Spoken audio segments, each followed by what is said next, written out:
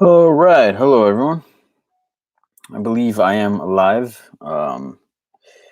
This is not the usual setup that I'm in, so it might look a little bit different. But for those that have been following me for a while, obviously know my setup is much different, much nicer than this. So sorry for this makeshift setup. But I'm at my parents right now. I go back to New York tomorrow, so I was here for the holidays. So yes, so forgive me for this, but everything will go back to normal pretty soon. So thank you for joining me. My name is Danny Segura, and this is the Bellator 237 recap. Bellator 237 just wrapped up in Japan, literally just moments ago, with the main event, Fedor Emelianenko stopping Rampage Jackson in the first round. What was a very interesting fight.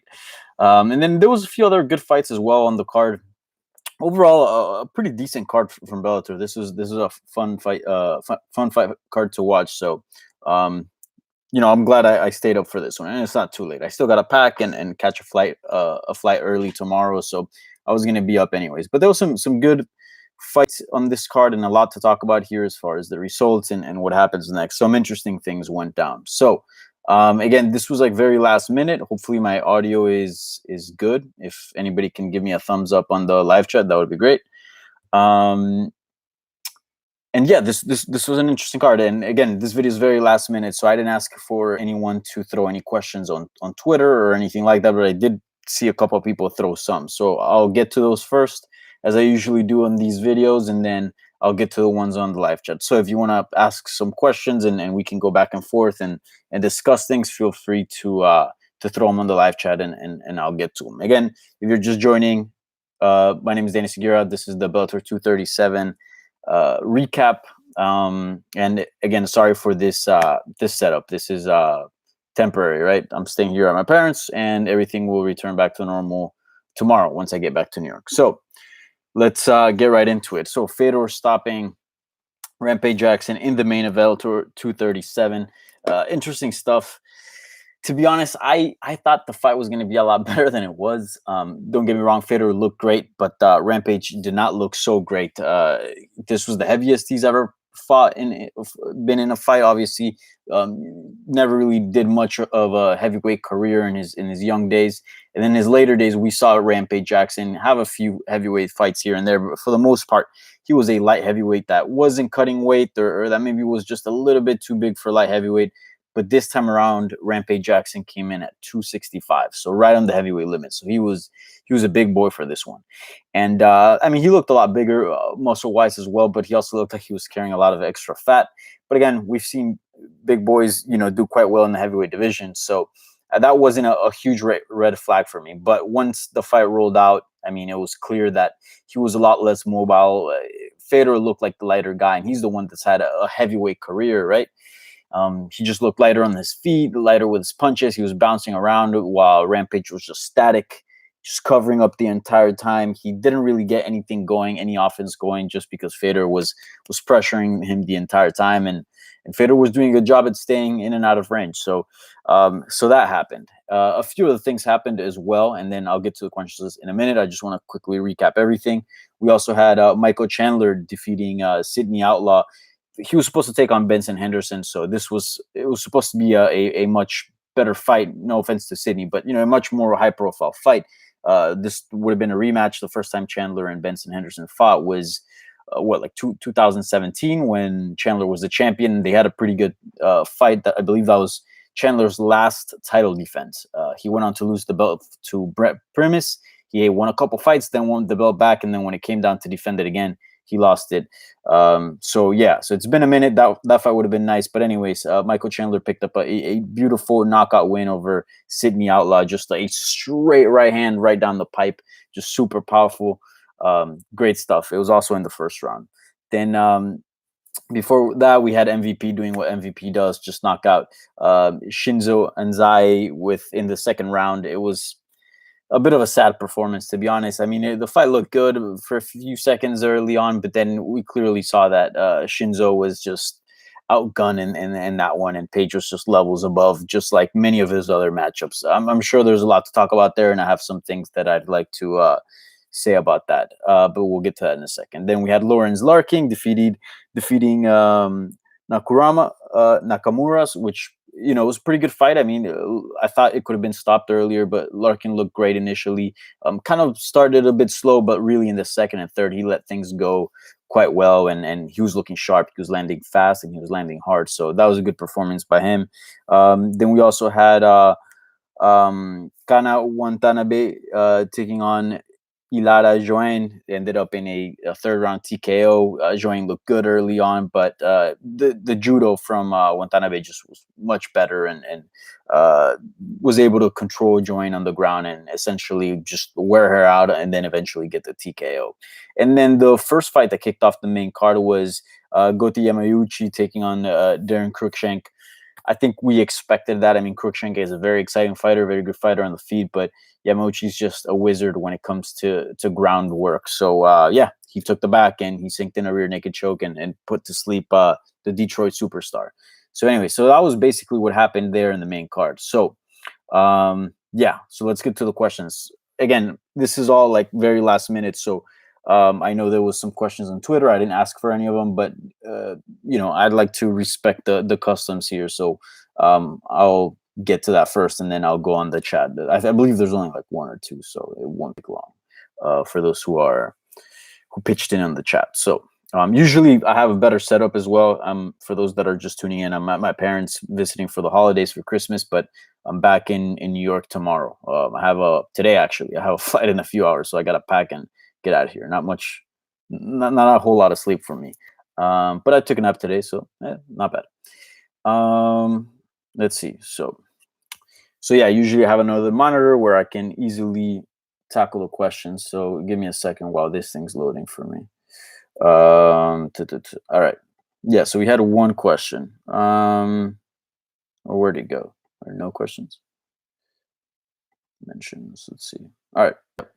So CAH or Curtis at Curtis CPT on Twitter asks, what is your opinion on these vets showing up fat, out of shape, and looking for a payday? It's sad seeing legends destroying their life's works and making these primes seem like a distant memory. So I'm assuming you're referring to Rampage. Yeah, Rampage did not look good. I thought he was going to look much better. I mean, it's been a while since he last fought. I believe the last time he fought was against Vanderlei Silva, and that was a really long time ago. Let's see here. Last time Rampage fought in the cage, I believe might have been well over a year ago, maybe more. September 2018. So yeah, a little bit over a year ago. And yeah, he fought Vanderlei Silva. So again, he's been out for a while. He comes in, fights Fedor at heavyweight, comes in at 265. You'd think that it'd be, a decision to bulk up just to be a real heavyweight. But, clearly he looked like he was packing some fat, as Curtis here alluded to. But yeah, man, he did not look great. And I've said this before. Like I know a lot of people are not fans of the Legends divisions, and I know they hate on old man fights and all this. I'm all for it. Like, look, if you're past your prime, that doesn't mean you shouldn't compete anymore. Again, that's how you make a living. That's what you enjoy doing, usually, right? Some people fight because they have to. Diaz brothers would be an example. They just kind of got into it, and they just happen to be really good at it, and they enjoy the training and everything. But the actual fighting itself, they don't enjoy. But most fighters that do it professionally, they do it. So look, if there's something you enjoy doing, you're still healthy, people still want to see you fight, and you want to continue fighting past your prime, so be it. I'm all for it. And there's, I think, like myself, there is a good audience out there that is interested in seeing MMA. Maybe they don't have the standard of, I have to see the highest MMA of the very best at all time. But I'm okay with seeing a little lesser MMA and a big name. Some nostalgia and some good matchups as well. Not all high profile fights are good fights, and not all low profile fights are bad fights. Like a good example would be, like, for example, like if you go to like high school wrestling, a lot of the more exciting bouts happen in JV because you see crazy stuff and stuff like that. This is, again, it doesn't compare exactly the same, but yeah, I'm all for the Legends division, so I was okay with this fight going into it. But again, Rampage clearly looked like he didn't belong there. However, Fedor, who is a legend and is old and past his prime, he looked good, man. His speed was good, his reflexes were good, his power was there, his movement was good. He was throwing often, so I'm all for it. If you're a well kept person and you're still in shape and you want to continue fighting, I'm all for it. But Rampage did not look good. I still, because there was a long layoff, I'm still a little hesitant to close the book on him. I know a few people were like, "Look, he's done. If he doesn't continue fighting again, that's good with me," and I understand that, and I'm okay with that too if he decides to call it quits. But I'd like to see him get at least one more fight. I think his last performances in Bellator prior to this one, of course, they were what you would expect from a Legends division.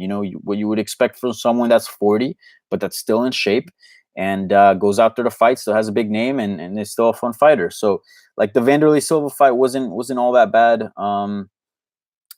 The fight with Chael wasn't fun, but that was because the matchup itself. But he had some good fights with King Mo, and if you go back, he had a couple good performances there against knocking out Joey Beltran, Christian Mupumbu, and Fabio Maldonado went to decision with him. That was back in the UFC. Again, that was a while ago, but yeah. As far as what's good with Rampage, he did not look good. I think if he does decide to step again in that cage, and I think he will, I'd like to see him in better shape. I think everyone will. It just makes it for a better fight, a better product, and yeah. So I'm still a fan of the Legends division, but again, there's a limit to that. Like Fedor did, like he walked in there and looked in great shape. I'm all about that. But yeah, Rampage clearly did not look to be in the best shape. Also, a quick side note, this is a bit off topic from the question, but there was a lot of comments I saw on Twitter right off the bat. I haven't checked because I've been obviously doing this, but comments saying that Fedor retired. I think even Bellator tweeted something, but there is a Brazilian journalist, a lovely Brazilian journalist that lives in Japan, and he has sort of that beat covered. He said something that the Russian translation was off, so Fedor actually didn't retire, and he actually clarified it. So Fedor's still in the fight game. He will still continue to fight at least one more. He has a 2-fight deal with Bellator, this being one of them, and yeah, so Fedor did not retire apparently.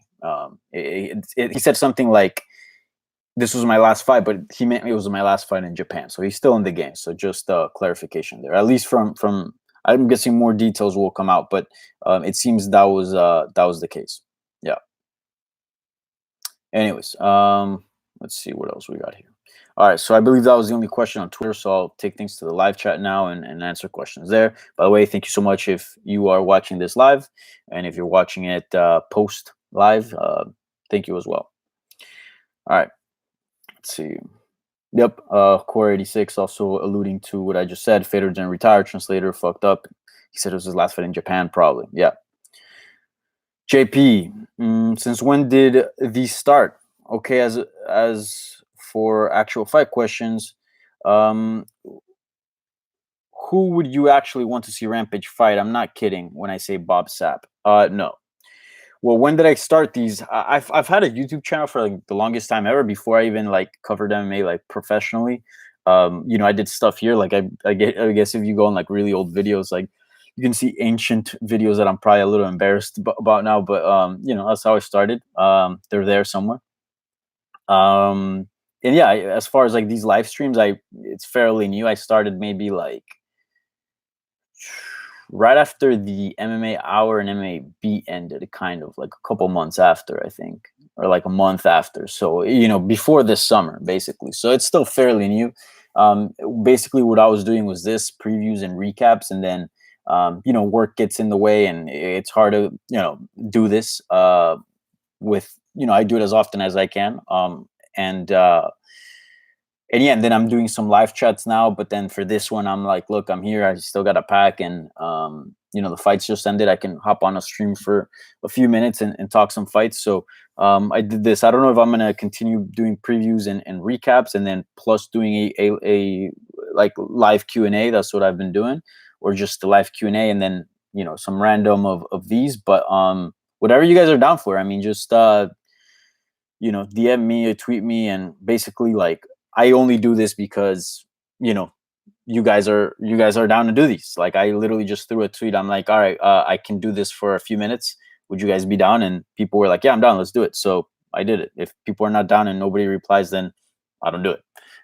So yeah, thank you guys for joining in, because without you guys, this wouldn't be possible. But yeah, that's to answer your question. As far as who would I actually want to see Rampage fight next, that's a good question. I guess it depends whether he stays at heavyweight or light heavyweight, and I think his next fight would be very telling. If he comes in again like he did against Fedor just a few minutes ago, I don't know if I have any interest in that. I think that goes beyond my threshold of Legends division, where it's like, all right, I'm all down to see some old guys compete, but if you're clearly not competing, that's the word. Then, I'm not down to watch. That fight, he did not look good. Again, I don't want to write him off because he was coming off a big layoff, so it was also a heavyweight fight. We'll see, but as far as next opponent, really anybody. I know there's still some names around that could give him some interesting fights. I'm trying to think at heavyweight. He's probably not going to go back down to 205, I think. Although his coach spoke to Mike Bong over MMA Junkie and said that was the plan. But at this stage, I don't know. I think just stay around like a 220, 230 range, like a healthy, jacked, not drained. I think that would be great. But yeah, it's a tough one. I'm trying to think of who's on the Bellator roster right now that could be good. No one that comes to mind, but if you guys have any suggestions, throw them in the chat. I'd like to know. But thanks for asking that, JP. Jorge Loredo asks, sounds good, Danny. Saludos desde Tijuana. Shouts out to Mexico. I was in Mexico City. I was in Mexico. Well, I've been to Mexico before earlier this year when I went to cover UFC Mexico City, but I was in Cozumel. And I don't think that's Mexico, right? That's more like the touristy stuff. I was on like a cruise with my family. So, yeah, I don't count that as Mexico. It's all touristy. It's all built for Americans and people that are, now when I went to Mexico City, I have some friends there that I've met in New York. So I got to go out and, I got to go to Roma. I stayed at Reforma. Where else? I really went to like all the nice areas. I'm like blanking on the names right now. Condensa and like a few of the spots, but I love Mexico. I love Mexican culture. It's awesome. I feel like, and I always get along well with Mexicans.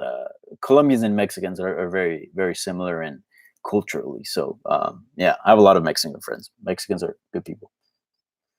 All right. So yeah, saludos. Thanks for tuning in, Jorge. Rampage is not seriously interested in fighting.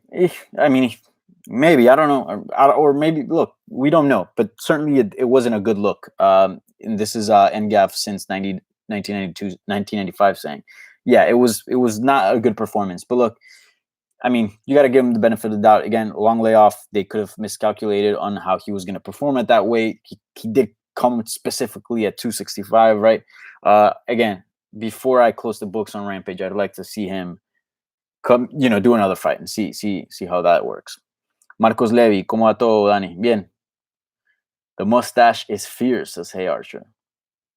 Yeah, so I've been, dude, for the first time, I'm like growing hair on the side, so I'm kind of proud of myself. For those that don't grow facial hair, hang in there, because as you get older, it does come through. At one point, I didn't grow the mustache, and I was in like my early 20s, and I'm like, all right, this is not gonna happen, and then it did. And then it was just this, and then I'm like, well, this is not going to happen. And I mean, it's not much, but it's kind of kicking in there. So maybe when I'm 30, it turns into something. I don't know. But yeah, thanks for the compliment on the stash. All right. Terrence Leverett, or sorry if I butchered your last name. Terrence asked, did Usman really beat Colby if we don't have a video of Snoop Dogg yelling F Donald Trump? Also, best case do Bellator and USF 145 would be Cyborg win. What the hell, dude? I can't make sense of this. Do the first champ Bellator versus UFC. Okay, UFC. Yeah, agree. Well, Usman did beat Colby. Yeah, he stopped him. So there's that. If Cyborg wins, look, I'm not gonna. I really don't see a Bellator UFC crossover ever. I don't know.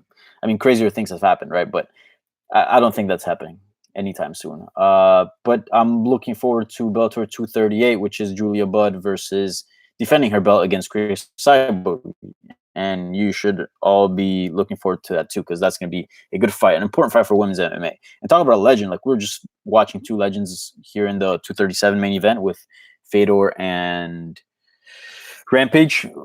Cyborg is there. She's a legend as well, and she's in very good shape, and maybe a little past her prime, but she's still not so far from it that she can very well become a world champion again. So looking forward to that. That's going to be a good fight.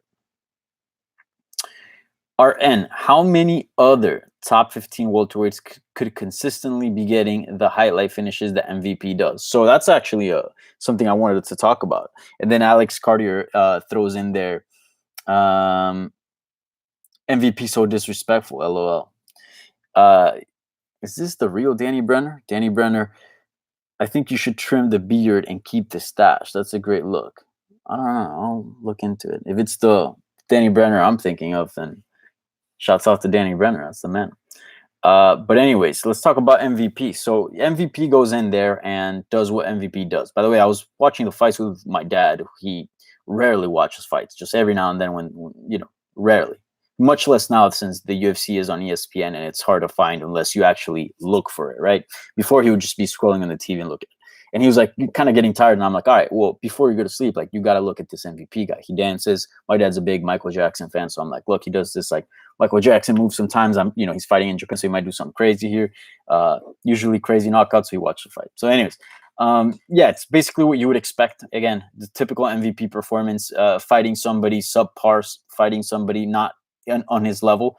And when you fight people that are not in your level, you get to do crazy stuff that you can't do with people that are your level or higher.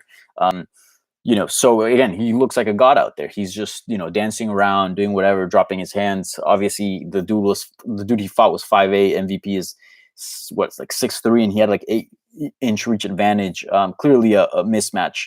And again, MVP is very good. I think people get, distracted by his antics and distracted by the fact that he is fighting lower level opposition and they don't give him the credit that he deserves. But I think MVP is a really good fighter. He's a very skilled fighter. However, again, it's also hard to gauge because we've only seen him in like 2 legit fights. The Paul Daly one, which went the way it went, and it was very hard to tell. It was very hard to tell of his skills, but even then, he pulled out a win. Which, again, to beat Paul Daly, not everybody beats Paul Daly. You have to be a good fighter to beat Paul Daly. So that was that, and then we saw the Douglas Lima fight, which went by fairly quick, and we didn't see much of that. Again, Douglas Lima starched MVP, but Douglas Lima also starches people in general. So again, not very telling. So I'd like to see MVP fight some top level opposition, and I think Douglas Lima tweeted something pretty interesting. He was like, "You go fight Lorenz Larkin, who looked spectacular at Bellator 237, while I go, get a belt at middleweight." So I don't hate it. I'd like to see Larkin has put in a good amount of work. Let's look at his record here. I believe he might be like on a 3 or 4 fight win streak. Let me see. Well, even more. So the last time Lorenz Larkin lost was against Paul Daly in 2017. Since he's won 4 straight fights. So he beat Fernando Gonzalez, Ion Pascu, Andrei Koreshkov. That's a good win. And now he just beat Nakamura. So look, that to me sounds like a title shot. And I'm all for seeing that rematch. I believe they fought, what was it at? Yeah, Bellator NYC in 2017. He lost a unanimous decision. But again, he's the rightful contender. He's the deserving contender. So he's put in the work. I'm down to see Larkin versus Douglas Lima. I'm not opposed to seeing Douglas Lima go up a weight class as well. So either way they go with this one, I'm fine with. But I'd rather see Douglas defend his belt against Lorenz Larkin, and I'd love to see, and I've said this a lot, I think I'm probably like the biggest supporter of this, but I'd love to see MVP versus Paul Daly too. I think that fight is Bellator's Lewis versus Ngannou. It's just their first fight was so bad that I just have a hard time seeing that fight go any worse than what it did the first time. And stylistically on a matchup, if they actually engage, it's bound to be a really exciting bout, very much like Lewis versus Ngannou. So I'm all for watching MVP versus Paul Daly too. I know the first one was boring, but I just there's no way. I mean, you never know, but I just have a hard time imagining that being a bad fight again. And I think if you do it this time in a better situation, right? If you do it in the UK, if you do it in London, and you make it into a big event, that could be a huge fight. And I think this time around, both MVP and Paul Daly would actually deliver fireworks in a good fight. So I'm all for that one. That's the one I'd like to see. But if they do MVP Larkin, I'm fine with that either. At this point, I just want to see MVP get tested by high level opposition, guys that we know that are good, guys that we know that that fought long enough and have beat good enough opposition that we know what it means if he were to get a win over whoever he was matched up against, right? Because he beats all these guys, and some of them have pretty good records and are pretty good as well. But like again, they're not very known to the fan base, so it's like hard to tell where he's at. And you see him do all this stuff, so you know he's good, but like you don't really know how good he is. I want to find out how good Michael Venom Page actually is, and we only know that by seeing him fight high level opposition, like Lorenz Larkin, like Paul Daly, and actually fight, right? So yeah, I'm all for it. And as far as the disrespectful stuff, dude, it's MMA. You're getting punched in the face. So how much more disrespectful can that get? I'd rather have somebody dance in front of me and punch me in the face. So um yeah, I don't really care about that. I mean, unless you're saying something nasty or something like that. But like the whole antic stuff, I don't really care. I think it's fun.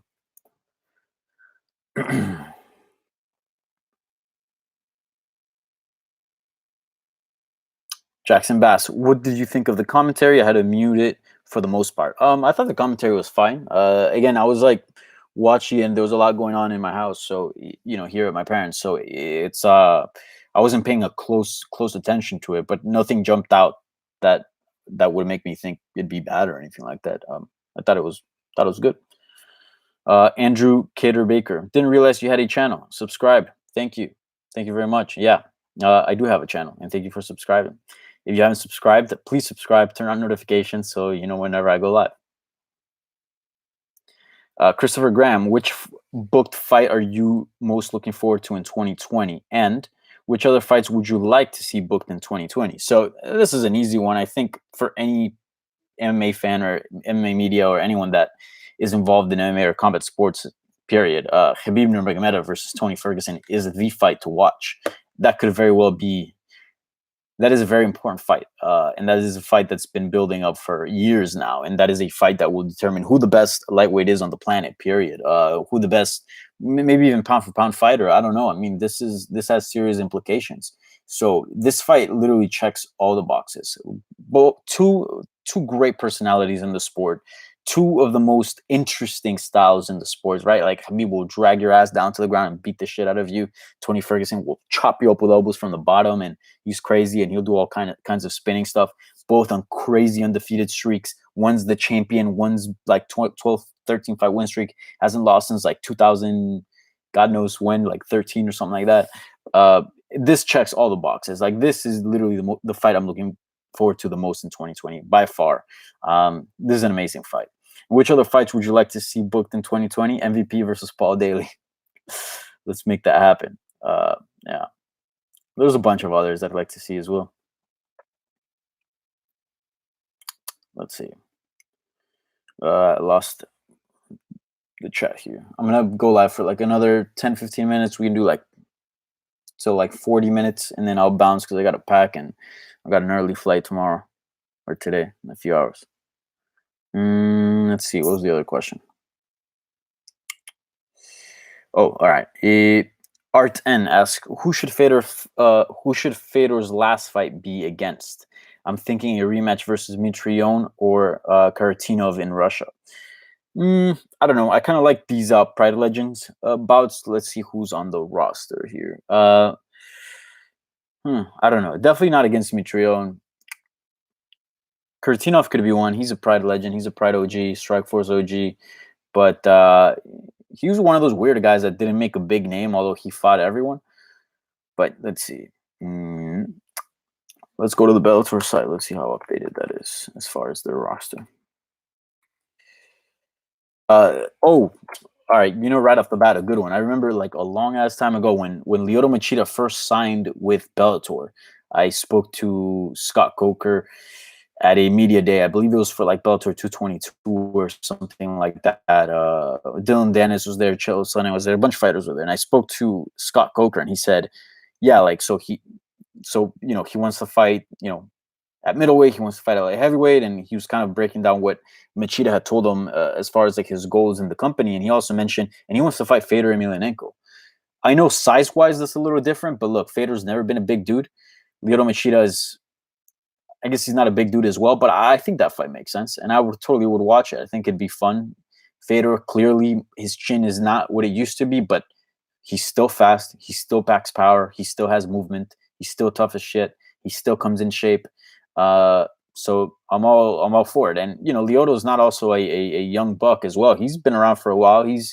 I don't think he's there in the Legends division just yet. I think he's still competitive enough to be just a regular contender in any promotion. I think if he'd still be in the UFC, he'd be a contender.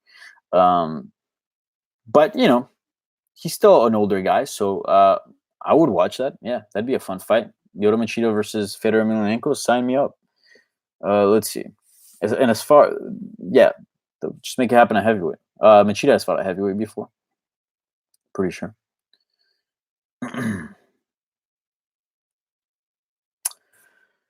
So I actually don't have them here by weight class. They just have them all mixed in together. So this is kind of tough. But yeah, right off the bat, I think Lyoto Machida would be nice. Of course, the obvious one would be Josh Burnett as well. Can you believe the two have never fought? Both Fedor and Josh Burnett are Pride FC legends, and they never crossed paths.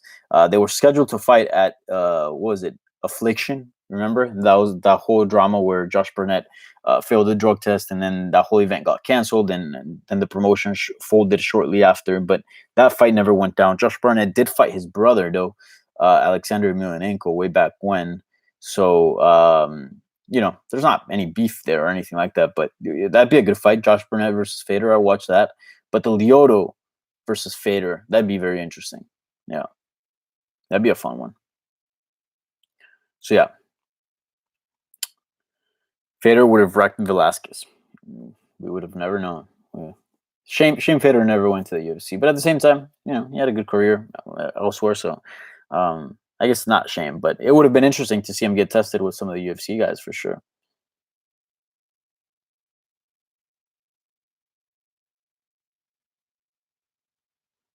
Let's see. Anthony also, hey Danny, do you think Rampage took a dive against Fedor? No. The fight looks sketchy as hell. No, I don't think so. I mean, no, I don't think so. Rampage visibly didn't look in shape, and Fedor can still crack, and that's what it was. Let's see. If Fedor's retirement tour continues, who should Bellator book for Fedor's final two fights? He only has one more. He signed for 2 fights. This was one of them. So yeah, that was it. So he's got one more fight left. And again, Machida or Josh Burnett. Those are good fights. Do you think any organization other than Bare Knuckles would have Rampage fight? He was sure a letdown tonight. Again, I want to see him one more fight in Bellator and see how he looks, in another situation. Again, it was a long layoff. I'd like to see him fight again at Bellator and see how he looks then. But no, I'm actually not a huge fan of Bare Knuckle, to be honest. They're good for one-offs, but I don't think it's like a sustainable sport. I mean, have you seen those guys' faces? Like, you can have like a 10-year career in MMA. I don't think you can have a 10-year career in bare knuckle unless you're like a Jim Allers and you're like knocking everybody out in like seconds and leaving unscathed. Yeah, but again, that's very hard to do. And news on Ponce Nibio, I believe he's still sick. I'd like to reach out to him and see where he's at. But yeah, he was scheduled to fight, I believe, somewhat recently, was he? Then he got pulled from a fight. That was Chris Graham asked him. Yeah, he battled like a staph infection for like a long time. I don't know if that's still the lingering issue, but I know that was at some point. What's next for MVP? How about a fight between him and Larkin for number one contender? Yep, that's fine with me. But again, Larkin has done enough to deserve a title shot. If he wants to fight Douglas Lima for the belt, that's fine with me. And then have MVP rematch Paul Daly. Ideally that's what I'd like to see.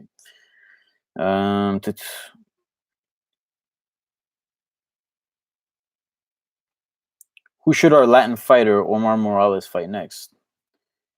I am embarrassed to say, who is Omar Morales?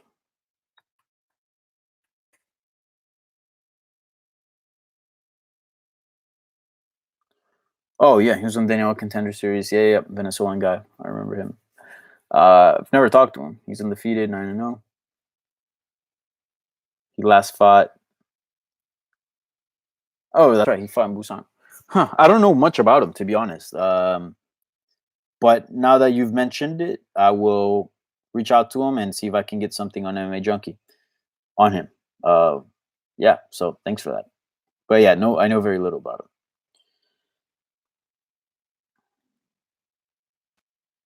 All right. Let's see. I'll answer like one or two more and then bounce. I gotta go. Um, tu- tu- tu- will likely never happen, but Lima versus Masvidal sounds like the juiciest of matchups. Yes, it does. That would look Lima versus anybody in the top 10, top 5 of the UFC's welterweight division is a juicy matchup. Lima is a very good fighter. Lima is one of the very best welterweights in the world, period. So I don't think he gets much love, man. I mean, some of the hardcores like us do give him love, but I feel like, I don't know. Yeah, I mean, he'll get more as he continues to build his legacy, but that man is a very, very good fighter. Very good asset for Bellator, for sure. All right, bro, that mustache is thick with 2 C's. Yes, it is. You can add another 2 or 3 C's there because it is thick, man. It is thick. All right, I'm gonna bounce if no one has any more questions. So,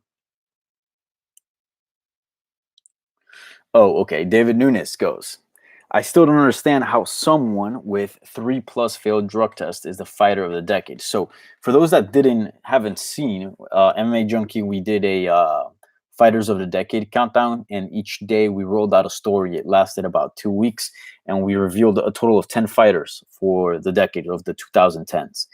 And the list was quite interesting.